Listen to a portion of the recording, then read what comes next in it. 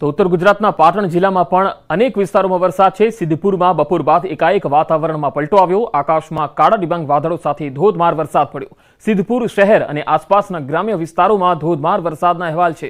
સિદ્ધપુર, બિલિયા, ખડી, ગણેશપુરા, ખોલવાડા સહિતના ગામોમાં ધોધમાર વરસાદ પડ્યો। આ વરસાદથી શહેરના જે મુખ્ય માર્ગો છે તેમાં વરસાદી પાણી વહેવા લાગ્યા। વરસાદી માહોલથી વિઝિબિલિટી પણ ઓછી થઈ ગઈ હતી। તો બનાસકાંઠા જિલ્લાના પાલનપુરમાં પણ ધોધમાર વરસાદ ખાબક્યો। પાલનપુર સહિત આસપાસના ગ્રામ્ય વિસ્તારોમાં વરસાદ વરસ્યો। પાલનપુર અને સદરપુર, ધનિયાણા સહિતના અનેક ગામોમાં વરસાદી ઝાપટા પડ્યા। ભારે ઉકળાટ બાદ વરસાદ વરસતા વાતાવરણમાં ઠંડક ફેલાઈ ગઈ હતી।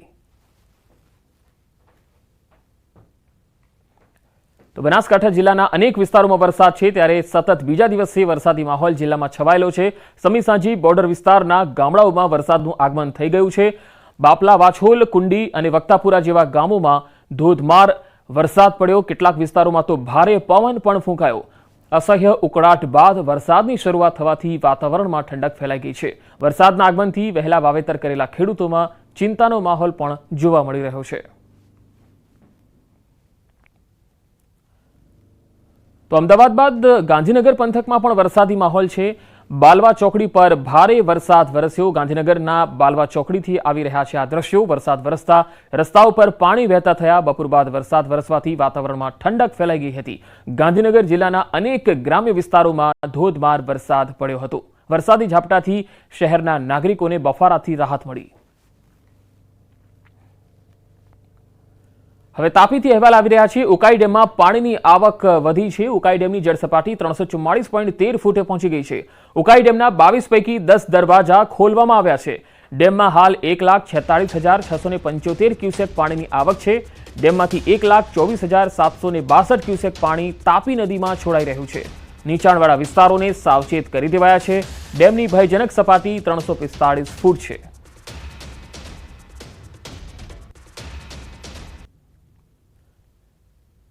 તો હવે વલસાડથી આ તસવીર આવી રહી છે તે પણ આપણે બતાવીએ। વલસાડ જિલ્લામાં વરસાદી માહોલ સવારથી જ જામ્યો છે। જિલ્લામાં તમામ તાલુકા વિસ્તારોમાં વરસાદ છે। ઉપરવાસમાં ભારે વરસાદથી નદી નાળાઓ બે કાંઠે વહેતા થયા છે। લો લેવલ કોઝવે અને નાના પુલ પર પાણી ફરી વળ્યા। સાળંગપુરથી પીઠા વચ્ચે ઓરંગા નદી તોફાની સ્વરૂપે વહેતી રહી છે। નદી પર આવેલા લો લેવલ કોઝવે પર પાણી ફરી વળ્યું છે। આ તસવીરો જુઓ। પાણી ફરી વળવાના કારણે બંને તરફનો સંપર્ક કપાઈ ગયો છે। નદીથી બીજી તરફ જવા 20 કિલોમીટરનો ચક્રાવો મારવા લોકો મજબૂર બન્યા છે। જિલ્લામાં હજુ ભારે વરસાદની આગાહી છે।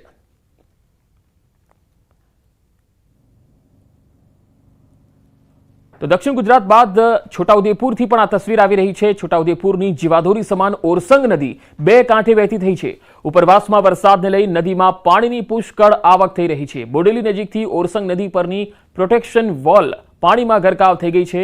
ઓરસંગ નદીથી આ તસવીરો આવી રહી છે, જ્યાં વરસાદને પગલે ઓરસંગ નદી બે કાંઠે વહેતી થઈ છે।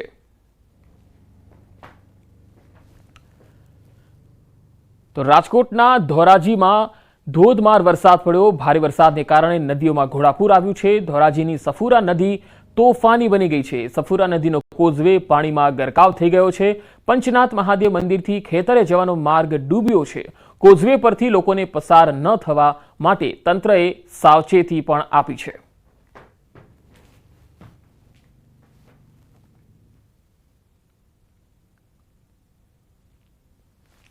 તો ધોરાજી ગ્રામ્ય વિસ્તારોમાં ધોધમાર વરસાદ પડી રહ્યો છે। ધોરાજી તાલુકાના ફરેણી, તોરણિયા, મોટી પરબડીમાં વરસાદના અહેવાલ આવી રહ્યા છે। તો નાની પરબડી ગામે વરસાદને કારણે ફુલજર નદી બે કાંઠે વહેતી થઈ છે। નદી ગાંડીતુર બનતા નાની પરબડી નજીક કોઝવે ડૂબ્યો છે। ચોકી જવાના કોઝવે પર પાણી ફરી વળ્યા છે। ધોરાજીથી આ તસવીર આવી રહી છે। પાણી ફરી વળતા ચોકી તરફ જવાનો રસ્તો બંધ થઈ ગયો છે।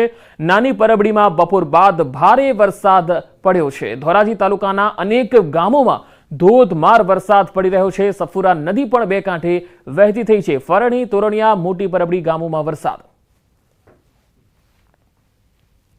પરબડીમાં બપોરે 3 વાગ્યાથી 5 વાગ્યા લગીમાં અત્યંત ભારે વરસાદના કારણે નાની પરબડીની ફુલજર નદીમાં અચાનક ઘોડાપૂર આવેલ છે।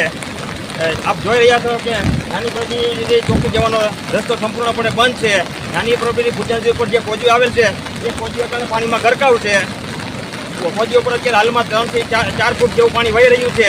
જેથી કરી નાની પરબડીથી ચોકી જવાનો રસ્તો બંધ, પરબ, ભેસાણ, જુનાગઢ, વડાલ વગેરે જવાનો રસ્તો બંધ કરેલ છે. તો હવે દક્ષિણ ગુજરાતની જીવાદોરી ગણાતો ઉકાઈ ડેમ કે તેની જે મહત્તમ સપાટી છે તેનાથી માત્ર 0.85 ફૂટ જ બાકી છે. સુરતથી આ અહેવાલ, મહત્વપૂર્ણ અહેવાલ. ઉકાઈ ડેમની મહત્તમ સપાટી 345 ફૂટ છે અને ઉકાઈ ડેમના 10 દરવાજા ખોલી તાપી નદીમાં પાણી છોડવામાં આવી રહ્યું છે. ઉકાઈ ડેમમાં 1.25 લાખ ક્યુસેક પાણીની આવક સામે પાણીની જાવક પણ 1.25 લાખની છે. ઉકાઈ ડેમના 22 દરવાજા પૈકી 10 દરવાજા ખોલાતા તાપી નદી બે કાંઠે વહેતી થઈ છે. ઉકાઈ ડેમના 10 દરવાજા પૈકી 8 દરવાજા 5 ફૂટ અને 2 દરવાજા 6 ફૂટ ખોલાતા બારડોલી તાલુકાનો હરિપુરા કોઝવે સિઝનમાં 7મી વખત પાણીમાં ગરકાવ થયો છે. હરિપુરા કોઝવે પાણીમાં ગરકાવ થતા લોકોને 25 કિલોમીટર ફરીને જવું પડે છે. વહીવટી તંત્રએ કોઝવે હાલ અવરજવર માટે બંધ કર્યો છે. તો હરિપુરા કોઝવે અવરજવર માટે બંધ કરવામાં આવ્યો છે. 8 દરવાજા 5 ફૂટ અને 2 દરવાજા 6 ફૂટ ખોલાયા છે કારણ કે ઉકાઈ ડેમમાં પાણીની આવક વધી રહી છે અને આ પાણી ડેમનું જે છે એ તાપી નદીમાં છોડાઈ રહ્યું છે અને પાણી તાપી નદી બે કાંઠે વહેવાના કારણે અને પાણીનો પ્રવાહ વહેવાના કારણે હરિપુરા કોઝવે બંધ કરી દેવાયો છે. હવામાન વિભાગની આગાહી પ્રમાણે જામનગરના જે દ્રશ્યો આવી રહ્યા છે તે બતાવી રહ્યા છે કે જામનગર જિલ્લામાં પણ અલગ અલગ વિસ્તારોમાં છૂટો છવાયો વરસાદ પડ્યો છે. જોડિયા પંથકના ગ્રામ્ય વિસ્તારોમાં પણ વરસાદ વરસ્યો. લીંબુડા, હડિયાણા સહિતના આસપાસના ગ્રામ્ય વિસ્તારોમાં છૂટો છવાયો વરસાદ પડ્યો છે. જામનગર જિલ્લાના અનેક વિસ્તારોમાં આજે સવારથી જ વરસાદી માહોલ જોવા મળ્યો છે.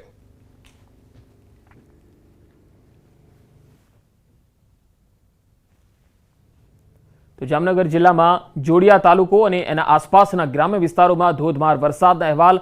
સીધી તસવીરો જોડિયાથી આવી રહી છે. જામનગરના જોડિયા તાલુકા અને આસપાસના ગ્રામ્ય વિસ્તારોમાં સવારથી વરસાદી માહોલ છે અને કેટલાય ગ્રામ્ય વિસ્તારોમાં વરસાદને પગલે ખેડૂતોમાં ખુશીની લાગણી જોવા મળી રહી છે. ખાસ જે ગામની વાત કરીએ તો લીંબુડા, હડિયાણા આસપાસના જે વિસ્તારોના ગામો છે તેમાં છૂટો છવાયો વરસાદ પડ્યો.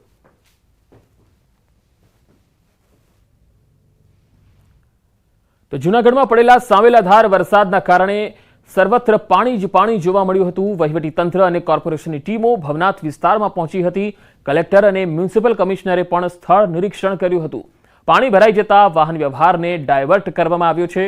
ફાયર વિભાગની ટીમ અને એસડીઆરએફની ટીમો પણ તૈનાત કરવામાં આવી છે. બે અલગ અલગ તસવીરો આપને બતાવી રહ્યા છીએ કારણ કે જૂનાગઢમાં જે ધોધમાર વરસાદ પડ્યો તેના પગલે જે પાણીનો જે પ્રવાહ છે એ જબરજસ્ત ભવનાથમાંથી વહી રહ્યો છે. ગિરનાર પર્વત પર પણ જબરજસ્ત પાણીનો પ્રવાહ આવી રહ્યો છે અને તેના કારણે જે છે ઘણા વિસ્તારોમાં સાંવેલાધાર વરસાદ અને